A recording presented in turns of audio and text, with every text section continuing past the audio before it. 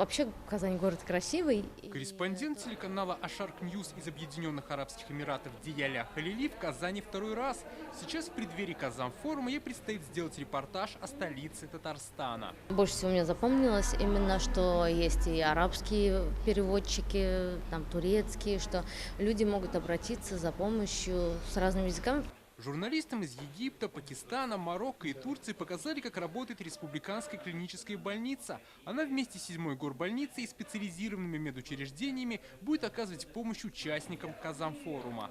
Все, что касается вопросов организации медицинского обеспечения гостям исламского форума, все подготовлено.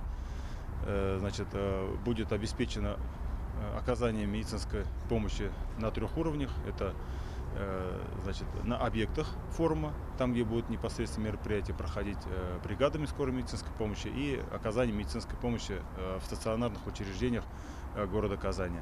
Особенно иностранных журналистов впечатлили палаты по стандартам халяль. Здесь для пациентов Коран и молельный коврик. Молится, и это, конечно, очень позитивно, духовно. Человек успокаивает себя. Может быть, это и духовный успокаивание его, это момент, его дает здоровье. И я это посмотрел, поэтому меня это очень трогало. Также делегация журналистов увидела достопримечательности Казани и город Иннополис. На Казан-форуме Айтиград представит отдельную экспозицию со своими передовыми разработками. Цель этого тура – показать и рассказать о том, что Татарстан очень внимательно отнесся к проведению такого крупного международного мероприятия.